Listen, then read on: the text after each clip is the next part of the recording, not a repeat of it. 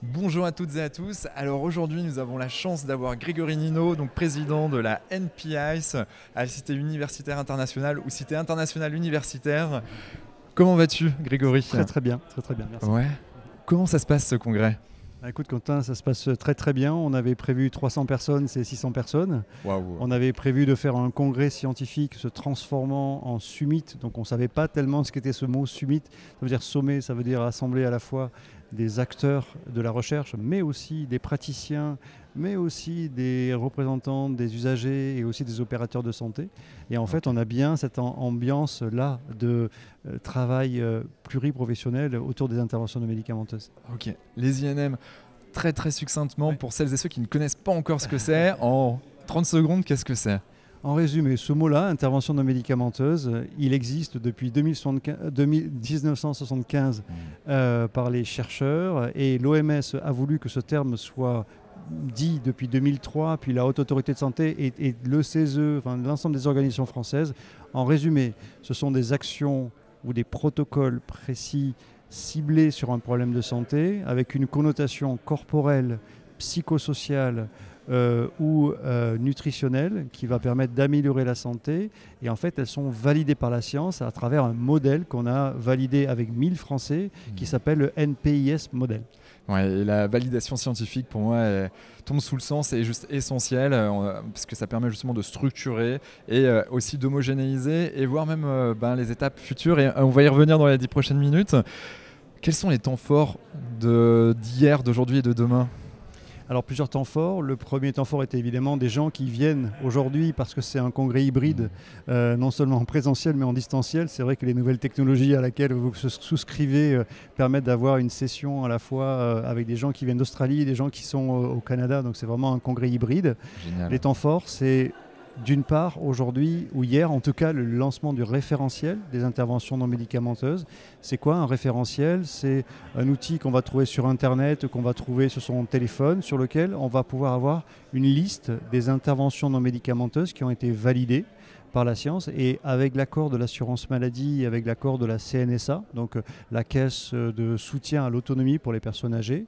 L'enjeu est de pouvoir proposer à la fois aux usagers et à la fois aux professionnels ce que sont ces interventions non médicamenteuses, donc non plus un mot comme tu le dis, mais bien des interventions avec des protocoles. Et donc ça veut dire que demain, parce qu'il y a un protocole, il va pouvoir avoir un code et ce code pourra être tracé par tous les acteurs qui vont faire des opérations au sens d'opérationnaliser ces interventions sur le terrain. En gros, comme les médicaments qui ont une codification dans les années 70-80 de souvenirs, et maintenant on est sur les interventions non médicamenteuses et de faire la même chose pour pouvoir proposer aux usagers demain ces solutions. Franchement, c'est génial. Il y a de belles perspectives là qui s'annoncent. NPI Summit, pourquoi avoir créé ça, en fait, et qui plus est ici, à Paris, à la Cité internationale universitaire? En fait, on a passé une dizaine d'années à travailler, comme tu le dis, sur le modèle d'évaluation. Dans le médicament, il n'y a qu'un seul modèle de validation de médicaments. Et dans les interventions non médicamenteuses, il y en avait 46. Alors, il fallait passer un temps important avec 1000 Français, de se mettre d'accord sur comment on valide une intervention non médicamenteuse sur le plan scientifique. Et donc ça nous a pris du temps avec la NPIS, qui est une société savante internationale. Et tout l'enjeu était à la fin de ce travail de recherche, de recommandation pour mener des études correctes, on l'a fait donc au Sénat en 2023, en octobre, donc il y a un an. Et l'enjeu était de dire, maintenant, les scientifiques donnent une règle du jeu pour valider des interventions non médicamenteuses et après les utiliser, reste désormais à donner un rendez-vous pour la création d'un référentiel un an après. Et on a choisi ce lieu qui s'appelle la Cité universitaire internationale de Paris. Pourquoi? Parce que c'est un lieu, après le Sénat, où finalement on était dans une ambiance de siècle des Lumières avec l'envie de l'humanisme et l'envie de la rationalité, avoir un lieu de paix. Et ici, en fait, ce lieu a été bâti dans l'entre-deux-guerres du siècle dernier, avec l'idée que la science et la paix peuvent réunir des acteurs symboliquement à la fois de la recherche, mais aussi de la santé, mais aussi des acteurs des patients, en disant on peut construire un monde finalement et un cercle vertueux sur lequel on peut s'écouter, on peut arriver à faire avancer la recherche pour que, à la fin, ce soit le patient qui gagne avec des pratiques plus sécurisées, plus bénéfiques et qu'il y ait une formation qui soit aussi meilleure. Parce que je voudrais dire que, et j'ai pris un exemple hier qui était important, il y a un chercheur en gériatrie qui a consacré sa vie à concevoir une méthode pour prévenir la chute chez la personne âgée. Ça coûte plus de 1,5 milliard à la sécurité sociale, la chute chez la personne âgée. Wow. Et en fait, ce monsieur a inventé une méthode, une intervention non médicamenteuse, qui prend un nombre de séances données, 72, et qui permet de réduire de 30% le risque d'hospitalisation. Donc quand tu fais 30% d'économie sur 1 milliard, et que simplement, le problème c'est que cette intervention, elle est connue de personne, parce qu'il l'a inventée en Nouvelle-Zélande, et que c'est resté en Nouvelle-Zélande. Donc ce programme dont on parle s'appelle Otago, et il est temps qu'effectivement les kinésithérapeutes ou d'autres professionnels de santé puissent connaître ce programme, et lorsque la personne est à risque de chute, de proposer ce programme. Ok. Et comment arriver justement à toucher ces politiques quelque part parce qu'en mine de rien, il y a la science qui parle. Comment faire en sorte que demain, ça puisse aussi les servir, parce que mine de rien, s'il y a 30% de personnes en moins qui qui ne vont plus à l'hôpital, ne sont pas hospitalisées pour cette problématique en question, c'est aussi des euros qui peuvent être réinvestis, j'ai envie de dire, dans la prévention demain par exemple, ou dans d'autres protocoles derrière. Alors c'est une excellente question. L'enjeu, c'est pour nous de n'être qu'une société savante. On est là pour faire avancer la recherche, et on est là pour faire que ce référentiel soit connu par le plus grand nombre.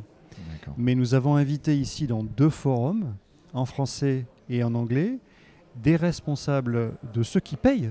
Et ce n'est pas une société savante de décider de ce qu'elle va rembourser ou pas.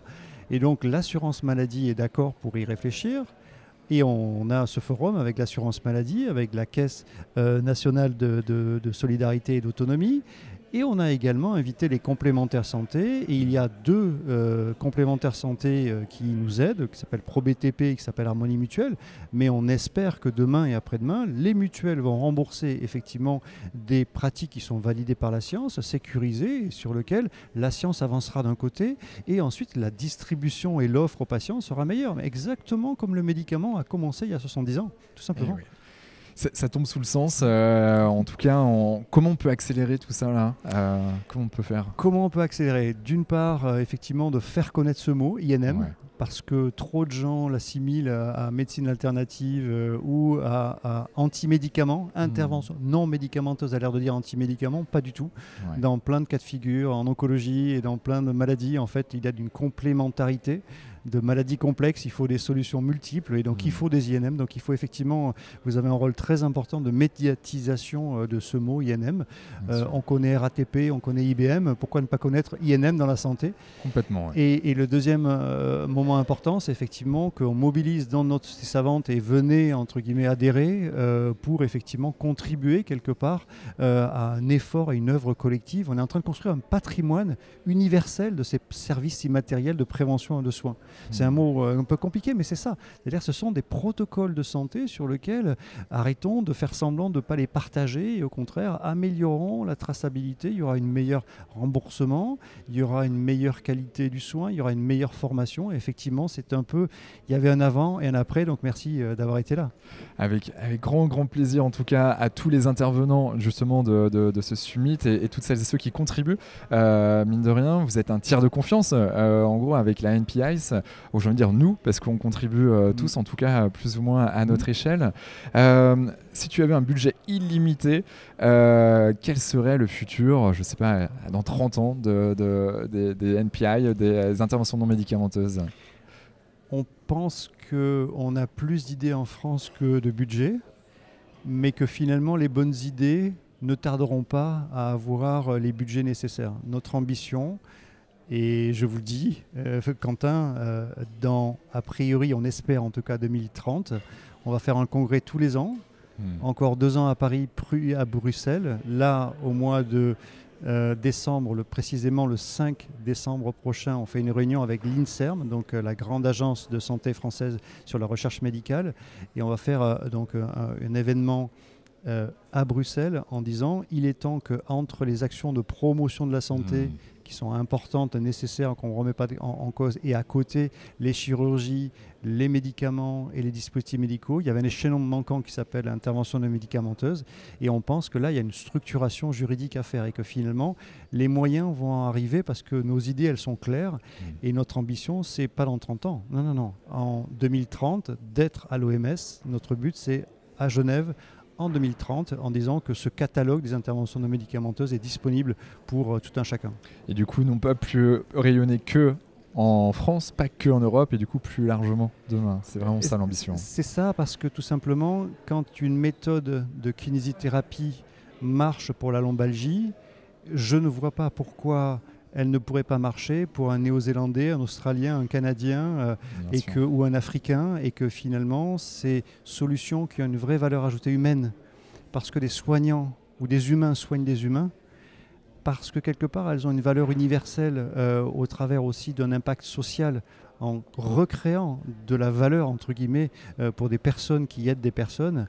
Et enfin, peut-être d'avoir un impact écologique, parce que c'est une solution de proximité. À mon avis, c'est un retour, en tout cas, de ce que d'aucuns auraient appelé il y a 2000 ans, en disant il faut que des humains soignent des humains, et on a peut-être des protocoles meilleurs que d'autres. Simplement, on ne peut pas donner, et la recherche a progressé dans la médecine de précision aujourd'hui, on ne peut pas donner la même intervention à tout le monde. Et donc il faut les personnaliser, respecter effectivement les individus, mais elles ont quelque part des doses, des contenus qui sont spécifiques pour avoir des effets. Et donc finalement, elles sont valables aussi bien en France, en Europe que dans le monde.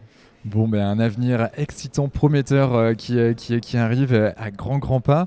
J'aime bien terminer par une petite question. Là. Tous les interviewés sont passés par là. Qu'est-ce que toi tu mets au quotidien, ou du moins dans ta vie, pour garder le sourire, avoir l'énergie que tu as là aujourd'hui ? Je pense qu'aujourd'hui, en tout cas dans ce moment-là, je suis extrêmement fier de mon équipe. Voilà. Okay. Et je pense que le retour et la positivité de ce que toute l'équipe de la NPI renvoie, parce qu'on est tous bénévoles dans cette histoire, vraiment je tiens à le dire, et que tous ces bénévoles qui sont autour de nous sont absolument formidables, et des jeunes ou des moins jeunes, des retraités, et on a vraiment une équipe absolument extraordinaire. Je voudrais vraiment la féliciter, et je pense que ça me met beaucoup de joie d'avoir aussi cette capacité à être soutenu et épaulé, voilà, et que c'est vraiment une œuvre collective. Ouais, œuvre collective, le relationnel, exactement. Essentiel. Merci infiniment Grégory pour notre échange, et puis pour toutes celles et ceux qui nous écoutent, rendez-vous la semaine prochaine ou dans les prochaines minutes, ça dépendra de là où vous êtes, quand vous êtes et où est-ce que vous regardez la vidéo, avec un invité aussi exceptionnel que Grégory Nino. Merci Grégory, à très vite.